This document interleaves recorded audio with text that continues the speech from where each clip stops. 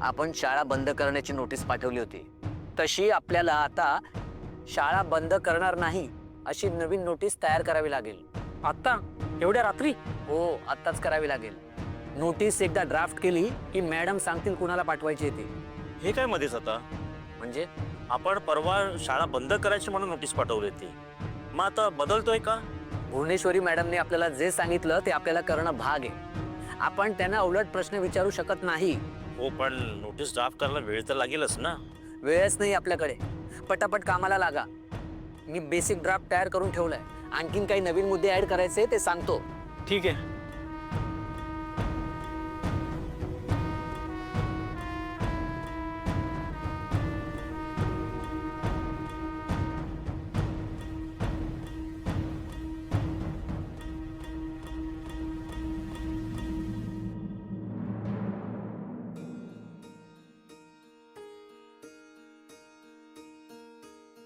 आज तुमचं सगळं बोलणं आठवते मला.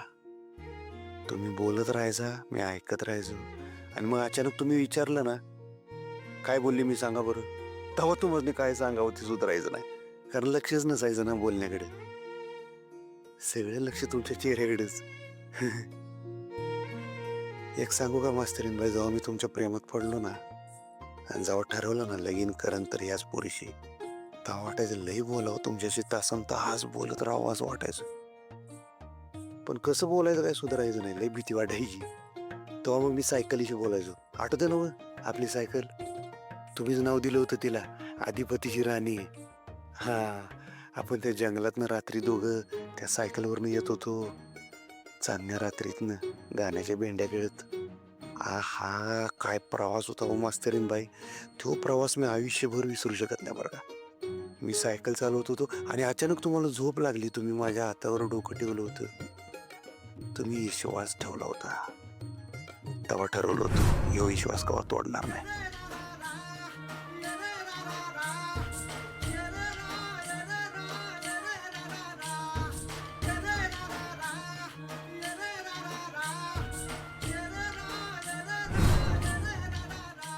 आज सगळं आठवते बघा. मास्तरीन बाई ऐका माझं, आपली लव्ह स्टोरी नाद खोळा आहे, जगात भारी आहे आपली लव्ह स्टोरी.